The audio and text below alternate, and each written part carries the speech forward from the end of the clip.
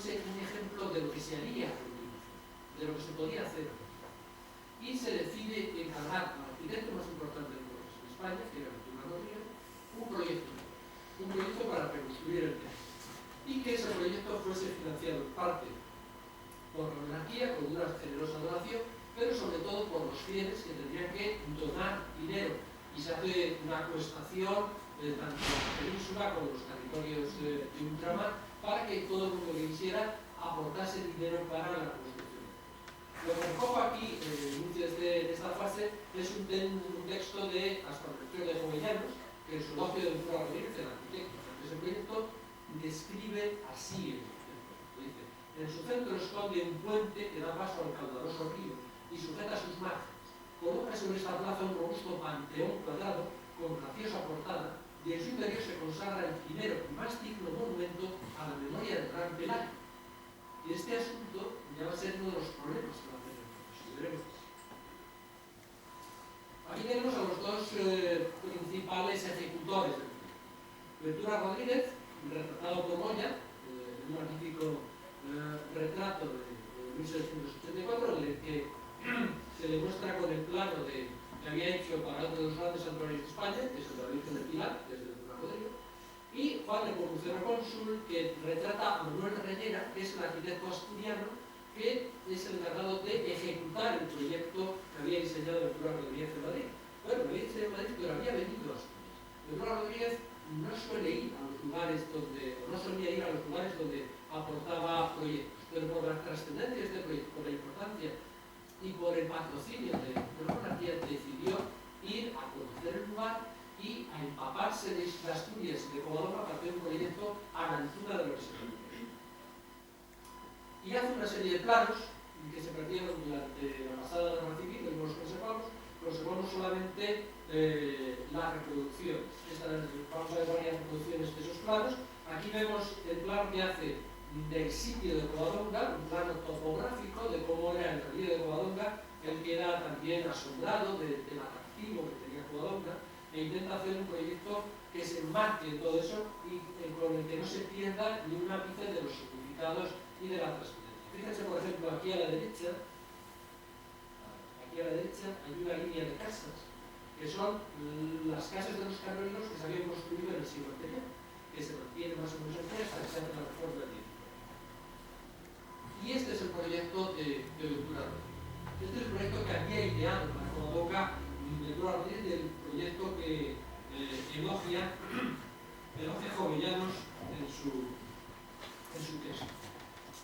Es un proyecto que no llegó a realizarse. No llegó a realizarse por muchos problemas. Primero, Ventura Rodríguez lo presupuestó mal. Lo presupuestó como si fuera, desde mi punto de vista, claro, como si fuera un proyecto que se fuera a hacer en la ciudad, donde los materiales estaban más o menos a mano, donde se podía trabajar continuamente, donde no se estaba sujeto a las influencias de la climatología y donde quizá la carestía de los materiales no funcionase. Por lo tanto, los 2 millones y pico que había presupuestado se convirtió rápidamente en más del doble. Cuando se hace 10 años después una tasación, el presupuesto ya se había prácticamente multiplicado. La segunda cuestión es que fue un proyecto que tuvo constantemente desde el inicio la resistencia de la Iglesia. La Iglesia no quería que se hiciera este proyecto, primero los canónigos y después el obispo, porque las prestaciones que se habían hecho de limosnas no fueron suficientes, y hubo que detraer dinero de los bienes eclesiásticos, de las senatas y de otros bienes eclesiásticos para construir el edificio, y sobre todo no estaban de acuerdo con el proyecto. Ellos creían que el proyecto que se hiciese nuevo en Covadonga tenía que ser un proyecto en la cueva, como siempre había sido, como tradicionalmente había sido. Se habla de la tradición, se habla de la cueva. Fíjense, esto es una sección del proyecto de Ventura, y fíjense dónde está la cueva. La cueva está aquí. Ventura respetó el lugar sagrado, la Virgen seguiría estando en la cueva, y lo que hace es un gran ventanal en el fondo de su iglesia nueva, aquí, para que todos puedan ver la cueva convertida en una especie de gran relicario natural y santo, que era su idea principal, ¿no? El hacer un nuevo templo y la cueva segregada del templo, conservada aparte, como si toda ella misma fuese un gran relicario. Pero este edificio no encajaba con la idea que hasta entonces se tenía, y los canónigos tenían miedo de que hubiese una crisis devocional, de que la gente no identificase el nuevo templo con la imagen tradicional de Covadonga y que por lo tanto no respondiesen a la llamada de Covadonga como habían respondido hasta entonces. Se producen entonces muchas tensiones, hay años de tensiones, incluso de denuncias contra el arquitecto, hay distintos problemas entre los canónigos, entre el obispo, el arquitecto, la Cámara de Castilla, que envía personas para ver cómo van las obras, envía personas a ver qué problemas hay, se encargan de sus problemas. Se aducen problemas, por ejemplo, se aduce que un templo en este lugar recibiría la caída de las piedras y por lo tanto estaba sujeto a una destrucción más o menos imposible. Se dice que en lugar de ocupar un lugar santo, ocupaba el lugar que habían hollado los musulmanes con sus piedras, etc., y que no era el lugar más adecuado para un templo. Es decir, hay muchos argumentos, hay mucho conflicto en este caso, y el resultado es que las obras avanzan muy lentamente y nunca se llega a concluir, significa que no existe. Veremos lo que existe. Vamos a ver primero en qué consistía el proyecto y después vamos a ver lo que hay. Yo creo que esta sección, que antes nos sirve muy bien para ver el conjunto, esta sería la fachada que se vería llegando al mar. Sería la fachada, como vemos, por detrás estaría toda la montaña, y esta sería la fachada que se da llegando al valle. Se accedería a él por dos rampas, una a cada lado, una por aquí y otra por aquí. Se entraría por aquí, se penetraría en la cripta y se subiría por detrás, se saldría aquí. Y estas dos salidas, dos escaleras que eran salidas, provocarían realmente una imagen extraordinaria, porque uno estaría en la altura casi del monte y vería todo el valle. De repente saldría de la oscuridad de la cripta al mar y después volvería a entrar en la iglesia. Es como un recorrido iniciático que se va preparando al fiel para llegar al gran relicario de Covadonga, al gran relicario de la cueva, que se vería, ya digo, desde el interior del templo. Con esta sección vemos más o menos cómo sería, ¿no? Vemos aquí la cripta que estaría aquí con un obelisco. Subiríamos por aquí, saldríamos al valle por esta zona y volveríamos a entrar aquí. Básicamente, el conjunto consta de tres partes. Una parte que sería el basamento que está destinado sobre todo a hacer un gran cauce, una gran alcantarilla, por la denominada altura, un alcantaritón para recoger las aguas de los maderos, las aguas del río, y desplazarlas fuera en forma de gran cascada, esa gran cola de caballo que hoy existe. Y es lo único que se llevaba a concluir. Era lo más caro, lo más trabajoso, y sufrió mucho y con mucho trabajo para construir eso, pero se hizo y se hizo muy bien, porque hoy en día todavía se conserva más o menos igual. Se puede ver todavía la conducción del río, la cola de caballo y el basamento que está en más consulta. Sobre ese basamento se construiría la cripta que es el mausoleo de Pelayo. Veíamos que Pelayo estaba enterrado en la cueva, ahora se le hace un monumento específico a Pelayo. Recuerden lo que les dije de la significación que tenían estos enterramientos. Pues bien, ahora se hace un monumento a la corona. Un monumento a la corona vinculado a Pelayo como fuente de la legitimidad dinástica. Y el monumento de Pelayo era algo que tampoco encajaba muy bien con la idea que tenía la iglesia de cómo debía ser. Porque dado que la imagen de la Virgen no estaba en el edificio parecía en conjunto un monumento a la corona. Por eso lo he titulado el templo de la corona. Hay más de corona aquí que de iglesia. Fíjense, según se llega, hay dos leones que no son los que hay ahora, que eran los emblemas de la monarquía, trofeos dedicados también a la monarquía, la gloria y la fama sosteniendo el escudo real, las imágenes de Pelayo y Alfonso a la entrada de la iglesia, y en el interior, aunque también había enterramientos de abades, el obelisco estaba dedicado al enterramiento de Pelayo. Pero fíjense que además había un eje que ordenaba toda la composición con ese obelisco y una composición circular que es la forma de la iglesia que da la cúpula, que era el eje de Pelayo. El eje prioritario de la composición es el eje de Pelayo. Una vez que se está en el interior de la iglesia, hay un eje transversal. El eje transversal que nos lleva desde la entrada hasta la cueva. Y que además se acompaña con un trascoro y con una fachada, lo que tenemos aquí, esa gran fachada, con ese gran tabernáculo, que es una fachada del presbiterio para preparar al fiel para la llegada a la cueva.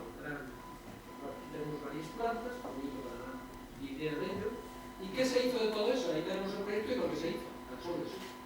Ustedes pueden ver, a lo mejor pasa desapercibido porque uno no suele asomarse mucho a ello, o no suele subir por el camino inferior de Covadonga, pero esa gran canalización y esa cola de caballo y esa alcantarilla que todavía mantiene la inscripción, año de 1790, es lo que queda del proyecto de Ventura Rodríguez. Un proyecto que además está inspirado en el Panteón de Roma.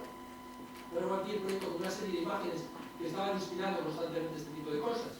Los badadas de Piranesi, que se hacen 20 años antes, con el Panteón de Roma presidiendo la plaza, el cuadro de Hubert Robert de 1766, donde vuelve a tener el Panteón de Roma y además de una forma elevada, más o menos como se plantearía en Covadonga, en una de estas visiones fantasiadas que hacía este pintor de la antigüedad, o por ejemplo, lo que tiene de novedoso el proyecto de Ventura Rodríguez, que es la introducción de arquitectura revolucionaria.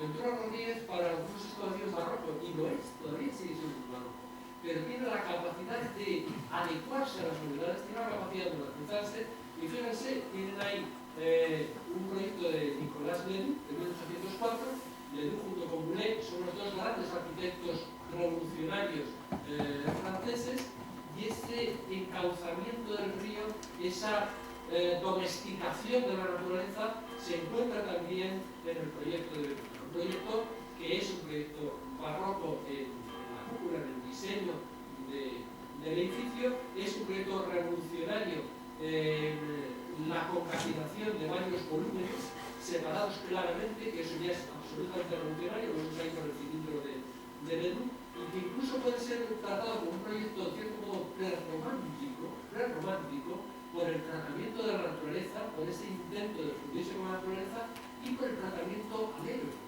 En este caso a Pelayo como un héroe seglar vinculado a la religión, pero que está también en la base de ese romanticismo, un romanticismo que trata mucho, que interesa mucho la génesis de los países vinculadas a figuras heroicas.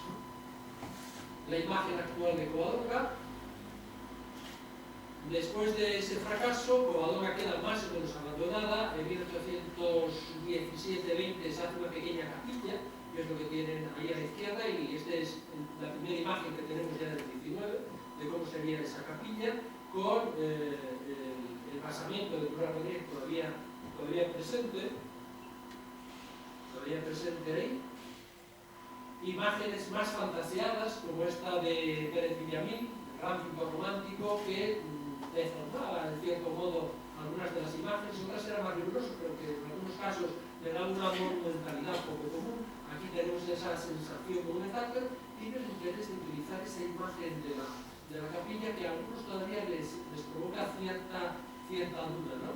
Yo creo que sigue siendo una imagen fantaseada, no existía una capilla alto medieval, ni siquiera con ese aire más o menos alto de la cultura, que probablemente no, sería parte de esa fantasía, pero ese entramado de maderas frágil que sostiene el paso a la capilla, probablemente fuera así, probablemente tuviera esa parte. Pero Villamil hace también su cuadro de la procesión en Covadonga, donde se ve en un sentido monumental, que tampoco sería ese el gran basamento, y el monasterio. Otros grabados, como Marcelisa, reflejan la misma situación de una forma un poco más rigurosa, y la situación de Covadonga empieza a cambiar a mediados del 19. Y empieza a cambiar a mediados del 19 porque hay unos intentos por parte de los intelectuales de entonces, de los artistas, pero también de la monarquía, que se va a comprometer en distintas iniciativas en estos años.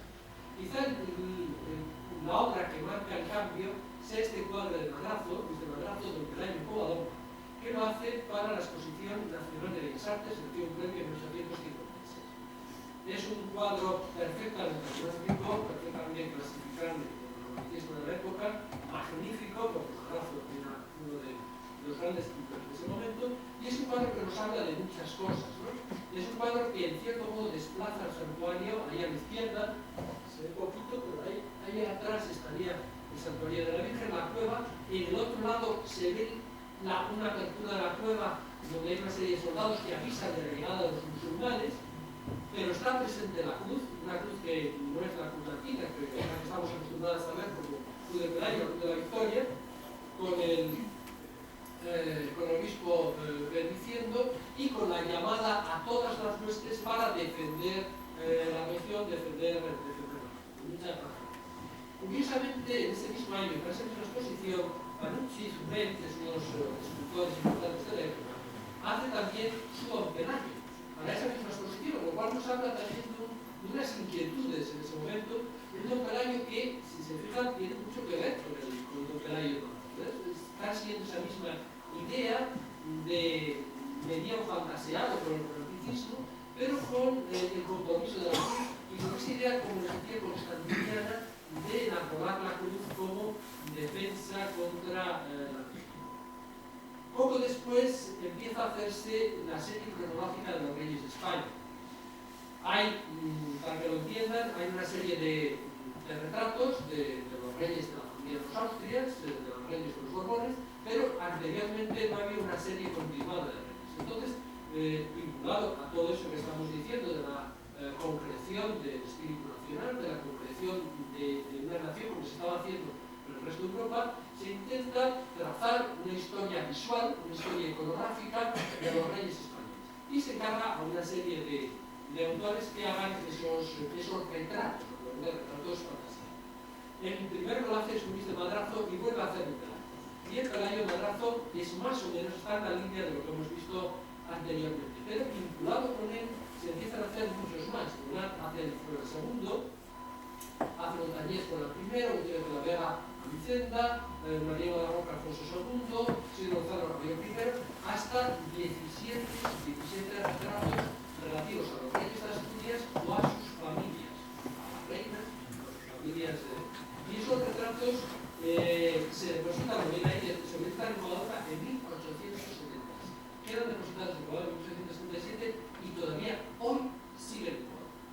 Son retratos, son obras de José del Prat, son obras de patrimonio nacional, pero que están depositadas en Covadonga desde 1837. O sea, hay una idea, por lo tanto, entonces, de que Covadonga sigue vinculada a la monarquía, sigue vinculada a una cierta idea de legitimidad dinástica, y problemas como este se van conociendo.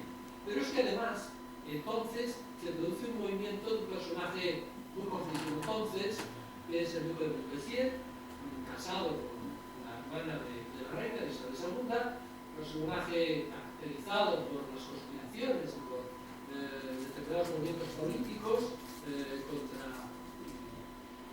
la reina, y que en un momento dado, en 1857, viene a Covadonga. Viene a Covadonga con su esposa, da la sensación de que hay una cierta necesidad de legitimarse el mismo a través de Covadonga. Incluso él mismo dice que hace un proyecto para reconstruir el templo de Covadonga, que entonces tan solamente tenía aquella capillita, y para dejar memoria de su presencia encarga un obelisco dedicado al rey Pelayo en el campo de Requelao. Ahí tenemos a la izquierda la fotografía que se hace en el 19 de cómo era el lugar. Hoy en día está un poco desplazado de su lugar, yo creo que ocupa de la carretera, pero se conserva totalmente el obelisco en el lugar donde supuestamente Pelayo llamó a sus huestes para luchar contra el Vasco. Eso alerta a la reina de que hay una persona que ha ido a Covadonga de la familia real para legitimarse, y al año siguiente viene Isabel II. Viene Isabel II a Covadonga, lógicamente con más parafernalia, hay que rehacer la carretera, hay que rehacer el puente, se reconstruye la comunicación con Covadonga, que estaba muy maltrecha, lo cual va a favorecer a partir de entonces el viaje a Covadonga muchísimo más. Y esto es una fotografía de Truán, Alfredo Truán, del momento en que se puede ver cómo quedó Covadonga después de la visita, con esas 10 guirnaldas que se habían puesto para la visita de la reina, pero lo que nos habla es de una japonesa. Todavía tenemos solo la cuerda. Y esa sería la imagen de Covadonga. Fíjense que en la cual hay un sobrado de madera, más o menos aquello que nos mostraba Villamil en sus cuadros, ¿no? Con Covadonga, con la reina, Olmedo y llega incluso a proponerle un proyecto de reconstrucción de Covadonga, que es este. Él se inspira en el castillo que aparece en un capitel de San Pedro de Villanueva y dice que esta fachada de ese castillo debería ser la fachada de Covadonga, porque se remite a la antigüedad románica, etc. Y él aporta esto, ¿no? Es un plano de la cueva muy interesante porque nos habla de los distintos lugares que se conservan entonces y esa fachada que nunca, lógicamente, se llegó. No obstante, el proyecto de Calmedo, que también se publicó en aquellos momentos, en los primeros de 1958, es quizás el primer proyecto de reconstrucción global de todo, la reconstrucción material de todo. Porque él habla de esto, habla también de una basílica, habla también de un pueblo casulario, habla también de una recuperación monumental, de la Hispana en el año, de la recuperación monumental, es decir, habla de una serie de iniciativas que había que hacer para que Covadonga no estuviese tan solitaria ni estuviese tan desasistida como estaba hasta entonces. No obstante, la visita de la reina animó un poco el asunto y ya tocó el obispo Benito Santiforés a partir de finales del siglo, empieza a hacerse un poco más, ¿no? Aquí lo tenemos retratado por José Zaragoza. Santiforés, que se relaciona con Roberto Frassinelli, que lo conocemos como el Hermano de Corao, que era un personaje que se había instalado allí en Carlos Feliz y que hacía dibujos y grabados de los monumentos antomedievales asturianos y que, por su relación con el obispo, ambos intentan hacer un proyecto de reconstrucción de Córdoba. Lo primero que hacen es reconstruir la capilla. Las cartas que observamos de Santiforés nos indican cómo hasta qué punto el obispo se comprometió en esa reconstrucción, porque le daba medidas y describía punto por punto cada uno de los espacios que tenía que tener esa capilla. Por lo tanto, aunque la capilla habitualmente se le atribuye a Frassinelli, yo creo que de justicia hablar de una intervención decisiva del obispo en el diseño de esa capilla. Y después del trabajo de ambos, lo que nos queda como es, es decir, hay un solado ya más practicable, hay un mayor cuidado para otros aspectos de Covadonga y sobre todo hay una capilla. ¿Qué es esta capilla? Una capilla que, como pueden ver, está inspirada en la Edad Media, está inspirada en los monumentos raminenses, esos riscos, esos arcos, esos capiteles, esos contrafuertes, están inspirados en Santa María de Naranjo y San Miguel, que son los edificios que se toman como referencia. Durante todo el siglo XIX se piensa que Covadonga tiene que ser reconstruida con la inspiración del pasado medieval, que sería su referencia más cercana. Eso va a cambiar después en el siglo XX, porque va cambiando la idea que se tiene del pasado. Pues bien, esta sería la capilla de madera, el interior de la capilla de madera, con su frontal de altar, que es lo único que se conserva. El frontal de altar sí se conserva todavía, que fíjense, es el que tenemos aquí, con la Virgen. Sería una capilla de madera coloreada, muy decorada, con una especie de ropaje. El interior creo que tenía un encanto especial para los romanos, ¿no? Y se le encarga también a Frassinelli diseñar un proyecto de reconstrucción de una basílica. Una basílica que ya abandonan la posibilidad de construirlo en la cueva porque creen que la cueva no va a tener el ensanche necesario, no va a tener la monumentalidad necesaria. Pero tampoco quieren reconstruirla delante de la cueva porque creían que la cueva tenía que tener cierta autonomía y tenía que permitir una cierta distancia, una cierta perspectiva para su admiración, ¿no? que se viera desde lejos y que los fieles pudieran disfrutar ese lugar de la revelación desde entonces Frassinelli empieza a trabajar con inspiraciones del pasado medieval. El de la izquierda, que es un proyecto que no llegó a completarse, que está mucho más enraizado en la inspiración románica. El de la derecha, que ya tiene mezcla de románico, de un poco de prerrománico, algo medieval, y que es el que se inició de torno a 1877. De hecho, lo que tenemos hoy en día, el basamento que tenemos hoy en día, la cripta de la basílica actual, está realizada en ese momento. Responde al proyecto de Frassinelli, y aunque lo culminó otro arquitecto que tenemos, que es el que se ocupa de hacer la obra definitiva, sí responde al gusto al proyecto que Frassinelli había hecho. Este es el interior, y esto responde a su proyecto. Y en este momento, antes de que se haga ese proyecto definitivo, comienza la última, la época que todavía vivimos hoy en día, que es el templo de Chico. Y creo que comienza en este momento porque, vinculadas todas estas iniciativas que estamos viendo que empieza a renacer España, empieza a renacer Covadonga, ya no se ve con una óptica circunscrita al entorno asturiano o una óptica exclusivamente circunscrita a los romeros o los peregrinos que iban a Covadonga, sino que se empieza a ver como un santuario nacional, un santuario para España, para todo el país.